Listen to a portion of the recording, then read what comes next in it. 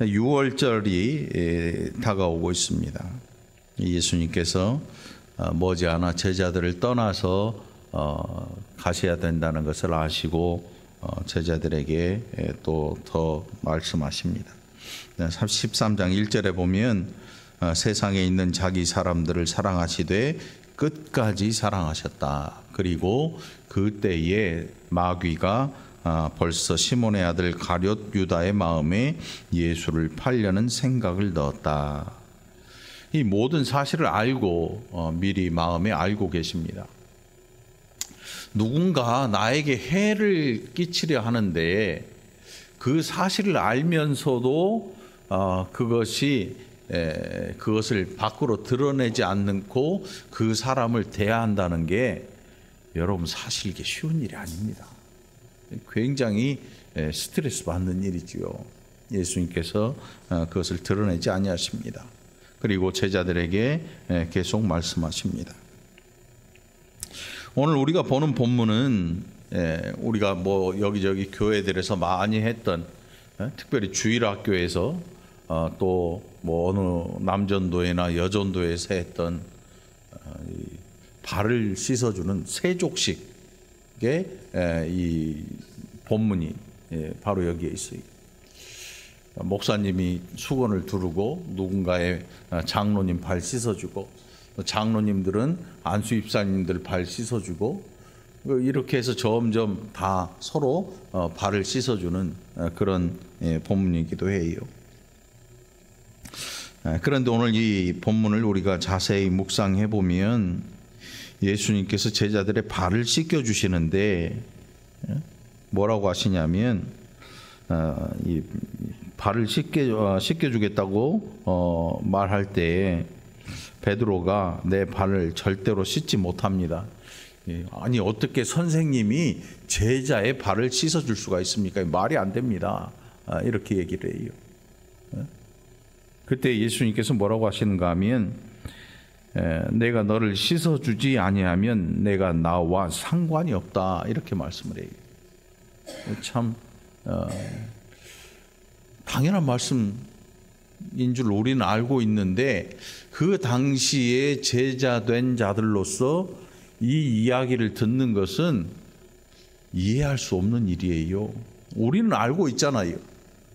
우리는 성경을 읽었기 때문에 앞, 뒤, 뭐 전후 다 알고 있으니까 예수님께서 섬기는 자로 이것을 제자들에게 말씀하는 거구나 알고 있는데 2000년 전에 예수님께서 계시던 그 당시로 우리의 삶을 되돌려 놓는다면 우리는 이해 못해요.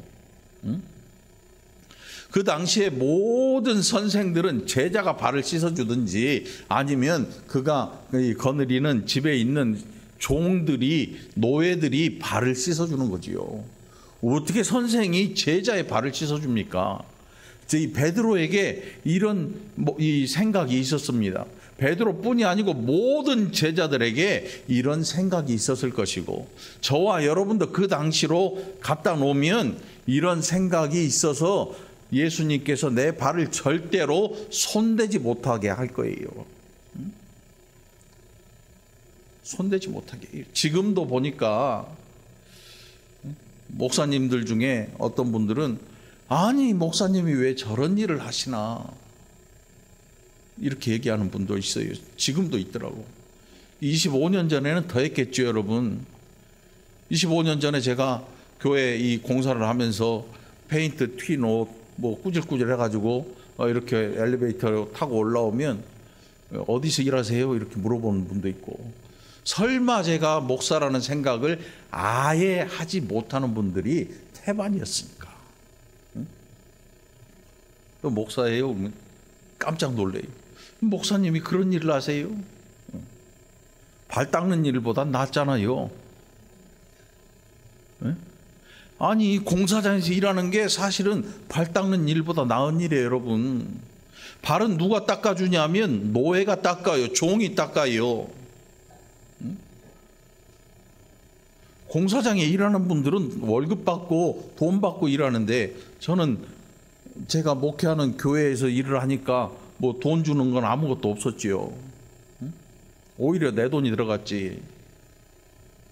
그 발 닦는 일보다는 훨씬 나은 일을 해요, 우리가. 지금 목회자도 그렇고. 한번 생각을 해보세요. 2000년 전에 노예가 하던 일을 지금 눈앞에 있는 선생이 그 일을 하려고 합니다. 그러니 베드로가 믿음이 없어서 예수님을 야, 예수님 닦지 마세요, 못 닦습니다, 이렇게 얘기한 게 아니고 당연한 사회적인 인식에 따라서 베드로가 그렇게 얘기를 한 거예요. 지금 예수님 하시는 일은 노예가 하는 일이지 선생이 하는 일이 아닙니다, 이 얘기를 하고 있는 거지요. 우린 다 알고 있으니까 예수님께서 이 겸손하고 그래서 서로 사랑하라는 뜻으로 이 일을 하고 계시는 거지, 이걸 알고 있으니까 이 본문을 대할 때 별일이 없는 거지요. 내가 너를 씻어주지 아니하면 내가 나와 상관이 없느니라. 예수님께서 저와 여러분의 죄도 씻으셨어요. 발만 닦아주신 게 아니고 우리의 인생을 씻어버리셨어요. 그래서 하나님 앞에 갈 수 있도록, 나아갈 수 있도록 길이 되셨고 문이 되신 거예요. 오늘 그 은혜에 감사하시길 바랍니다. 이미 목욕한 자는 발밖에 씻을 필요가 없느니라. 온 몸이 깨끗하니라. 너희가 깨끗하나 다는 아니니라. 가룟 유다에 대한 말씀이지요. 그리고 오늘 이제 우리가 봉독한 본문으로 들어갑니다. 12절의 말씀. 그들의 발을 씻으신 후에 옷을 입으시고 다시 앉아 그들에게 이르시되 내가 너희에게 행한 것을 너희가 아느냐. 너희가 나를 선생이라 또는 주라 하니 너희 말이 옳도다. 내가 그러하다. 선생, 주. 그 당시에 굉장히 높은 자리입니다. 선생이라고 하면 요즘은 학교 선생님이 하도 이상해져서 선생님 자체가 이상한 게 아니고 이 사람들이 보는 시선이 이만큼 높은 게 이만큼 낮아져 버렸어요. 사회적으로 굉장히 힘들죠. 학교 선생님이 옛날에는 그림자도 안 밟는다고 했는데 요즘은 스트레스 때문에 자살하는 선생님도 있고 온갖 또 이상한 선생님들도 있고 하니까 이 선생님이라고 하는 이 위치가 자리를 못 잡고 흔들리고 있는 거죠. 위아래로 막 흔들려요. 근데 이 예수님이 거하실 그 당시에는 선생님과 제자의 관계는 그야말로 하늘하고 땅의 관계예요. 엄청난 권한을 가졌고 엄청난 파워를 가졌어요. 그런 의미에서 예수님께서 너희가 나를 선생이라 또는 주라 하니 너희 말이 옳다. 제자들이 예수님을 실제로 그렇게 대하고 있었습니다. 그런데 예수님의 말씀이 뭐라고 하냐면 내가 너희가 말하는 주와 또는 선생인데 너희의 발을 씻었다. 제자들이 지금 멘탈이 나가버리지요. 아니 지금 노예가 할 일을 이 선생이고 주 대신 예수님이 하셔놓고 자기들한테 똑같이 하라는 거지요. 우리 생각에 적어도 선생은 옛날에 했던 그 드라마 있잖아요. 뭐지? 스카이? 스카이 캐슬. 거기에 보면 과외 아주 이 선생이 얘기를 하지요. 어머님, 저를 믿으셔야 됩니다. 끝까지 믿으셔야 됩니다. 과외비가 억대예요, 억대를 이렇게 지출을 하는데 안 믿고 줄 수는 없잖아요. 기가 막히게 찍어내요. 그 쪽집게 문제를 찍어내고 뭐 기가 막히게 해. 그러니까 아이가 이제 좋은 학교를 가긴 가는데 선생과 주 예수님이 하시는 일은 뭐였냐면 이 스카이 캐슬에 나오는 과외 선생이 아니에요. 우리가 생각하는 선생님은 뭐냐면 지식을 전달해 주는 그런 분으로 생각을 하요. 맞아요. 역사에 보면 지식 전달자인 경우가 굉장히 많았어요. 그래서 이 선생이 그냥 책을 가지고 공부하는 선생 말고도 그림을 가르쳐 주는 사람, 또 기술을 전수해 주는 사람, 그러니까 굉장히 지적이고 지식적인, 그래서 현실적인 이런 선생들이 굉장히 많았죠. 조각이나 뭐 이런 것들을 하면. 그런데 예수님은 그들에게 현실적인 눈앞에 보이고 손에 잡히는 이런 기술을 전하는 분도 아니었고, 언변을 가르쳐주는, 웅변을 가르쳐주는 그런 선생도 아니었어요. 제자들의 생각의 선생이라고 하는 이 예수님은 그런 사람이 돼야 돼요. 현실적인 뭔가를 안겨다 주고 현실적인 뭔가 가질 수 있는 것을 손에 쥐게 해주는 선생으로서 제자들은 예수님을 지금 바라보고 있는 거예요. 그래서 어떤 결론에 이르냐면 제자들끼리 모여서 수군덕대요. 야, 예수님 나중에 우리나라 왕 되면 너 뭐 할래? 너 뭐 할래? 누가 제일 높은 자가 될 것이냐? 이런 생각을 제자들은 끊임없이 가지고 있어요. 예수님이 잡혀서 죽기 전날 밤까지도 이런 얘기로 수군덕대다고 제자의 어머니는 예수님한테 청탁하기도 했어요. 예수님 나중에 왕 되시면 우리 아들 우편에 좌편에 이렇게 좀 세팅을 부탁드려요. 이렇게 얘기하는 엄마도 있었어요.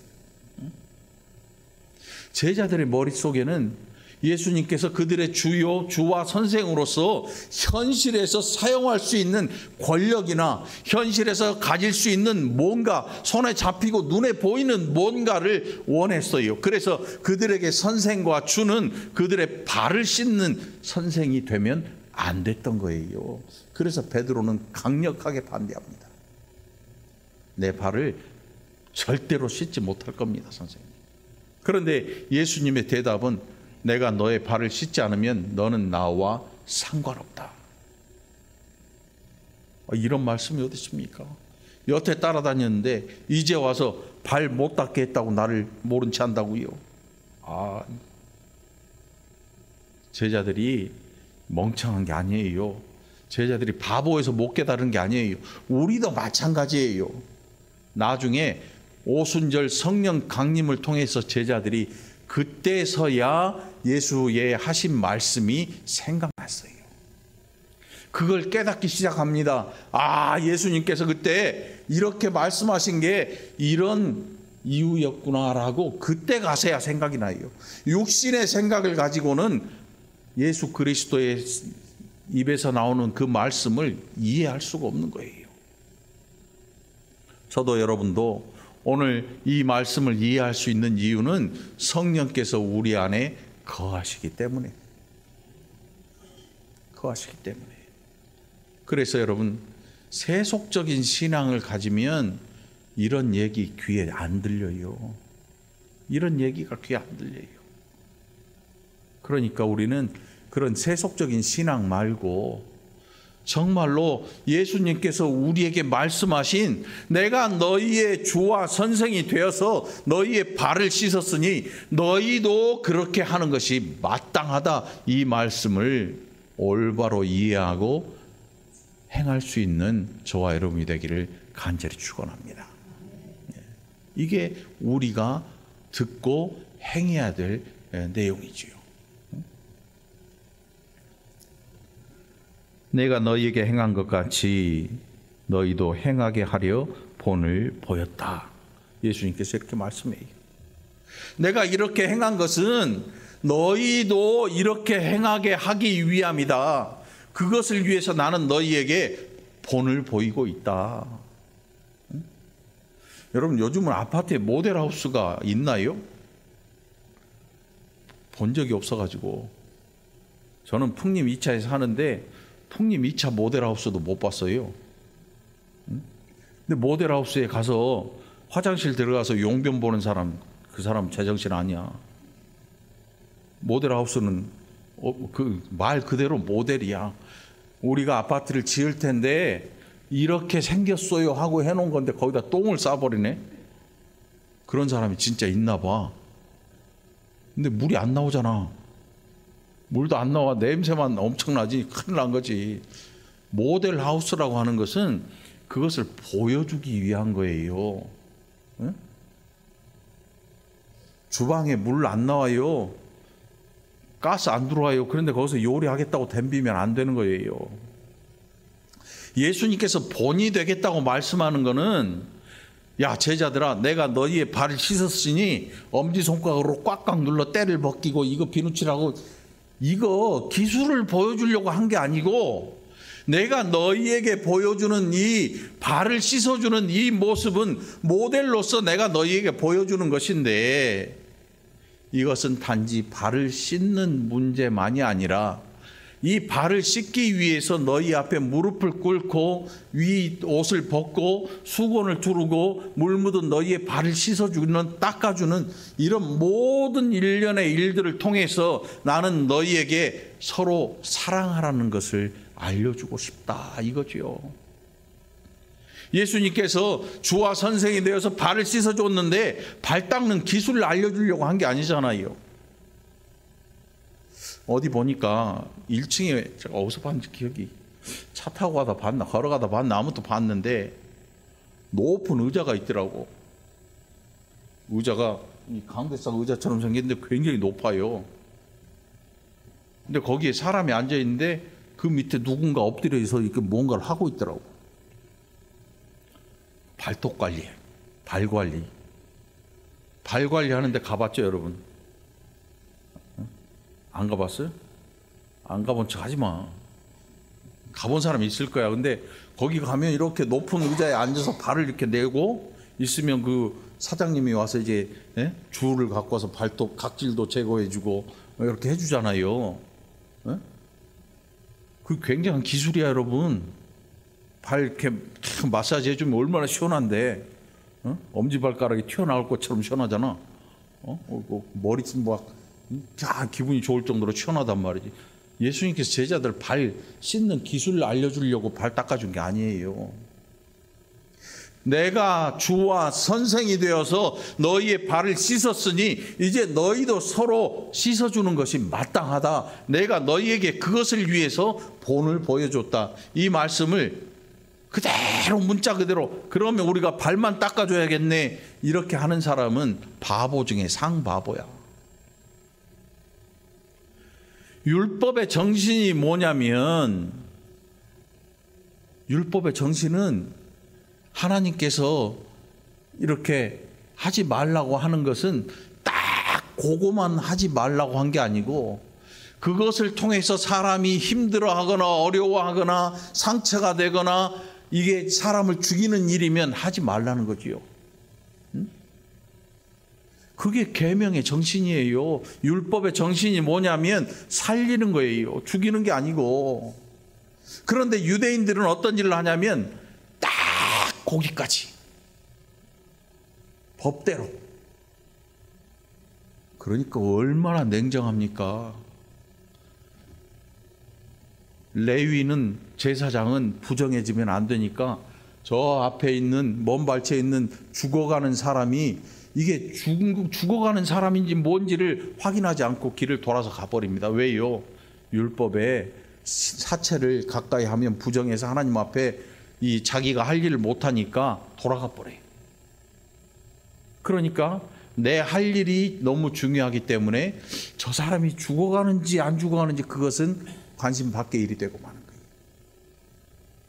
사마리아인, 곧 유대인들이 이방인이라고 젖혀놓고 마주 보지도 않고 같이 밥도 먹기 싫어하는 이방인 중에 이방인 사마리아인이 그 길을 가다가 사람이 쓰러져 있는 걸 보고 가서 살아있는 걸 보고 자기 나귀에 싣고 자기 돈을 내서 데려다 주고 그 집 주인에게 치료해 달라 그러고 돈이 더 들면 자기가 돌아오면서 더 내겠다고 얘기를 해요. 이게 율법의 정신이에요. 유대인들은 율법의 정신을 몰라요. 왜 하나님께서 그들에게 율법, 이 계명을 주셨는지 이 사랑의 계명을 알지 못하는데, 알지 못하고 행하는 자들이 더 무서운 거예요. 우리가 하나님을 표현할 때 때로는 사랑의 하나님이라고 표현을 하죠. 하나님은 사랑의 하나님이기도 하지만 때로는 공평하신 하나님으로 불리기도 합니다. 한편으로는 의의 하나님으로 불리기도 합니다. 악한 것을 보고는 결코 좌시하지 아니합니다. 그래서 반드시 징계하십니다. 그 하나님의 이 속성 가운데, 성품 가운데 사랑이 있습니다. 사랑의 하나님. 그래서 계명을 주실 때 그 계명에 대한 정신을 우리는 이해해야 돼요. 이해하지 못하면 유대인처럼 살게 돼요. 그게 옳은 건 줄 알고, 그게 당연한 건 줄 알고, 그게 마땅한 줄 알고 그렇게 살아갑니다. 자, 오늘 예수님께 제자들에게 너희도 서로 발을 씻어주는 것이 옳으니라 너희도 행하게 하려 본을 보였다, 이렇게 말씀하시는 이유가 발을 잘 닦아줘라 이런 뜻이 아니잖아요. 응? 어떤 분 보니까 교회 들어오면 성도가 돼요. 교회 문 밖을 나가면 세상 사람이 돼요. 거의 많은 사람들이 그렇게 살고 있으니까 그게 정상처럼 보이기는 하겠지요. 그런데 그렇게 해가지고는 절대 안 되는 거예요. 교회 문 밖이나 교회 안이나 집이나 회사나 어느 곳에 있든지 하다못해 화장실에 앉아 있어도 그때도 성도가 돼야 돼요, 여러분. 응? 하나님이 언제 우리와 함께 하십니까? 24시간 365일 함께 하십니다. 우리가 설사병이 나서 화장실에 앉아 있는 시간에도 하나님이 저와 여러분과 함께 하십니다. 냄새 나서 안 있을 것 같지요? 아이고, 냄새 나는데 하나님 왜 여기 계셔요? 아니에요. 우리와 함께 하십니다. 하루 24시간 우리는 잠들었지만 하나님은 잠도 안 주무시고 주무시지 아니하고 우리를 지켜보아십니다. 이게 하나님 아버지께서 우리에게 주신 은혜요, 선물인 거예요. 성령께서 우리의 심령에서 끊임없이 우리와 함께하고 말씀하십니다. 우리는 고집 때문에 그 말씀을 잘 들지 못해요. 하나님의 말씀보다 우리의 소리가 너무 커버려서 그 음성을 잘 듣지 못하고 살아가는 것뿐이죠.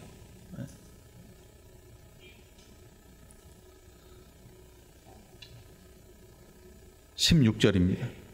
내가 진실로 진실로 너희에게 이르노니 종이 주인보다 크지 못하고 보냄을 받은 자가 보낸 자보다 크지 못하나니 너희가 이것을 알고 행하면 복이 있으리라.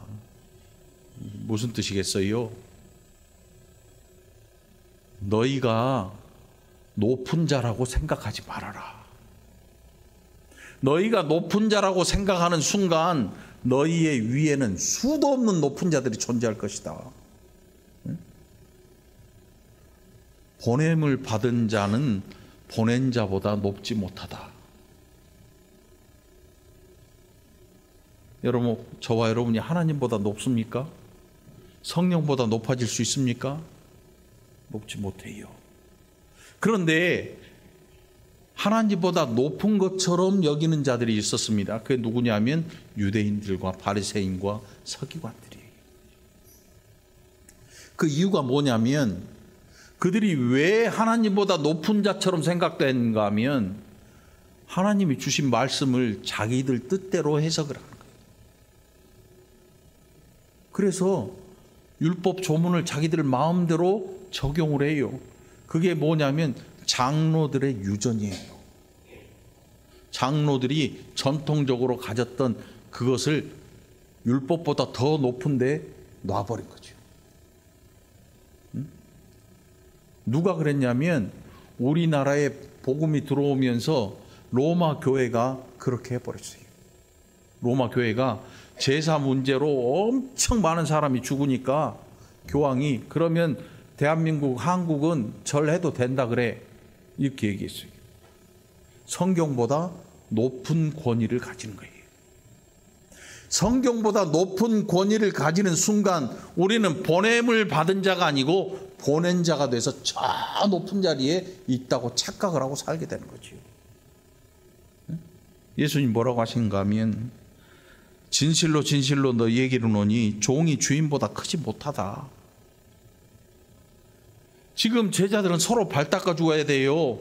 예수님께서 그들의 발을 닦아주셨어요. 종의 모습을 가졌습니다. 종의 형체를 가졌어요. 이제 그들도 무릎 꿇고 서로 발을 닦아줘야 되는데 발을 닦는 그 순간 종이 되는 겁니다. 네? 종이 되는 거예요. 여러분 종 되고 싶습니까? 어느 누구도 종 되라고 이 종이 되고 싶은 사람 없을 거예요. 인격도 없고 인권도 없고 이런 종이 되고 싶은 사람이 누가 있겠어요. 그런데 예수님이 종이 되셨어요. 그리고 제자들에게 너희도 이렇게 되라 말씀하셔요. 여러분 이게 아주 기억돼야 될 본문이에요. 여러분들이 암송하고 있는 성경 구절 다 잊어버리고 오늘 이 본문 기억하시기 바랍니다. 종은 주인보다 크지 못한 거죠. 그런데 마치 주인처럼 행세하는 사람들이 얼마나 많은지 모릅니다. 얼마나 많은지 몰라요. 종은 주인이 아닌 거죠. 그리고 보냄을 받은 자는 보낸 자보다 크지 못해요. 저기 문학경기장 앞에 가면 거기 뭐가 있어요. 그 옛날 사신을 맞이하던 도호부라 그래? 미안해 몰랐어요. 거기 뭐 하는 데냐면 조선시대 때 옛날에 청나라의 사신이 오면 인천 제물포항인가 우리 왔잖아요. 이렇게 사신이 오면 청나라 사신을 맞이해서 아주 환대하던 그런 자리예요. 이제 도부 누가 나와가지고 관리가 나와가지고 오는데 사신이 뭐냐면 왕의 명령을 수행하려고 오는 이 대사의 대사. 요즘 말로 하면 대사관이지요. 대사관은 근데 왕이 아니잖아. 대통령의 뭐 명령이지요. 나라를 대표해서 오는 거니까. 그런데 옛날에는 왕정을 실행할 때에는 왕의 명령을 가지고 오는 거니까 이거 엄청난 권세였어요. 옛날 우리나라 청나라 껌뻑 죽었잖아요. 사대부들 껌뻑 죽었어요. 이 중국에 뭐라 그러면 껌뻑 죽었어요. 그래가지고 그 사신이 오면 거기에 딱 이제 출장소 같은 거죠. 거기에 엄청나게 다 음식 차려주고 거기서 묵게 하고 나중에 왕 만나러 가고 이제 서울로 올라가는 거죠. 그런데 중요한 건 뭐냐면 이 사신으로 온 이 사람도 대접을 엄청나게 받는데 이 사람은 왕이 아니라는 사실이에요. 왕이 보낸 거지 왕은 아니라. 그런데 왕을 만난 것처럼 왕의 권위를 가지고 온 권위를 인정해 주는 거예요. 이 사람 자체를 왕으로 인정해 주면 안 되죠. 큰일 나죠. 죽죠.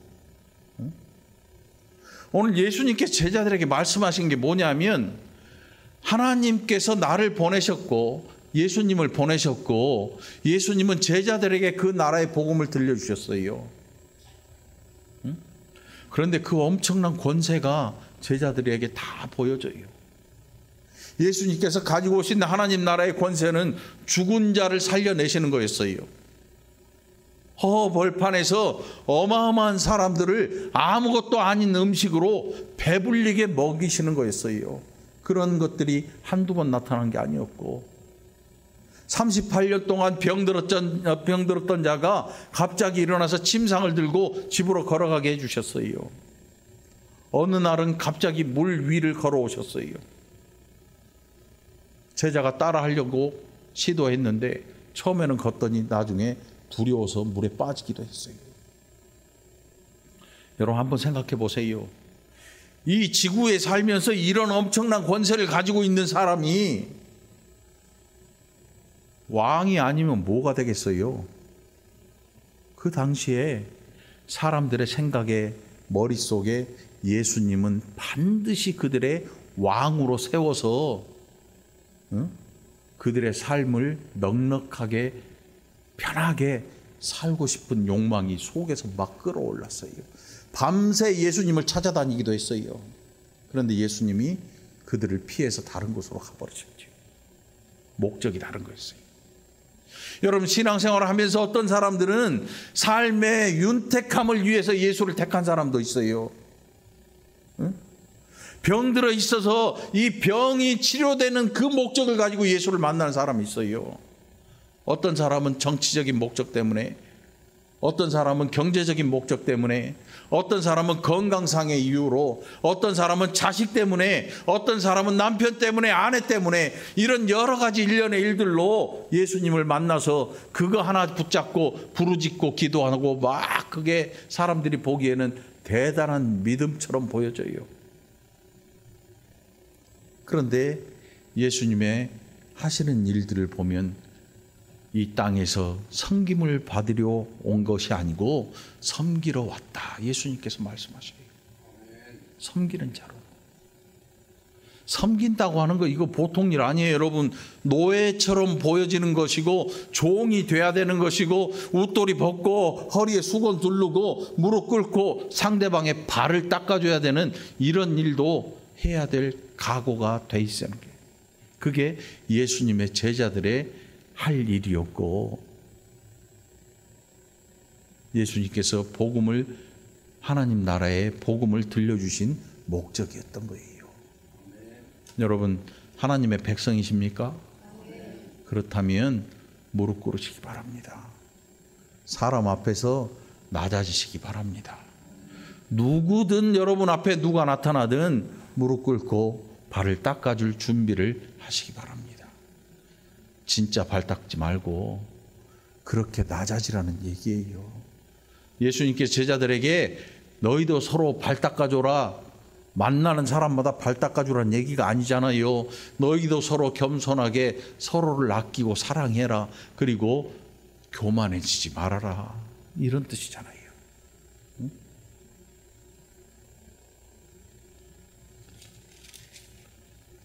20절입니다. 내가 진실로 진실로 너희에게 이르노니 내가 보낸 자를 영접하는 자는 나를 영접하는 것이요 나를 영접하는 자는 나를 보내신 이를 영접하는 것이니라. 실제로 예수님의 제자들이 가서 행한 일이 뭐였습니까? 복음을 전하는 일이에요. 복음 전하는 일이었어요. 그런데 기독교가 점점 변모하더니 어떤 모습을 가졌냐면 세상에 지식을 전달하는 지식 전달자가 되버리려고 해요. 뭔가 올바른 모습을 가지지 못해요. 세상에 성공하는 성공 전달자가 되려고 시도를 합니다.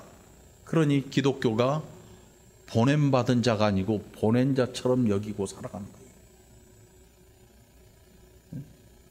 그러면 안 되는 거예요. 예수님께서 제자들을 보내실 때에는 복음을 전하는 자로 보내셨어요. 병을 고치든 죽은 사람을 살려내든 안진뱅이가 일어나든 그들은 보낸 자보다 크지를 못해요. 그들을 통해서 보여져야 하는 것은 하나님 나라가 보여져야 되는 거고 그들을 보내신 예수님이 나타나야 되는 건데 병을 고치다 보니까 사람들의 마음에 드는 달콤한 이야기를 재밌게 풀어내다 보니까 이만큼 커져서 자기가 보낸 자가 돼버리는 거예요. 교만해지는 거지요. 그게 누구의 일이냐면 마귀의 일이 되고 말아요.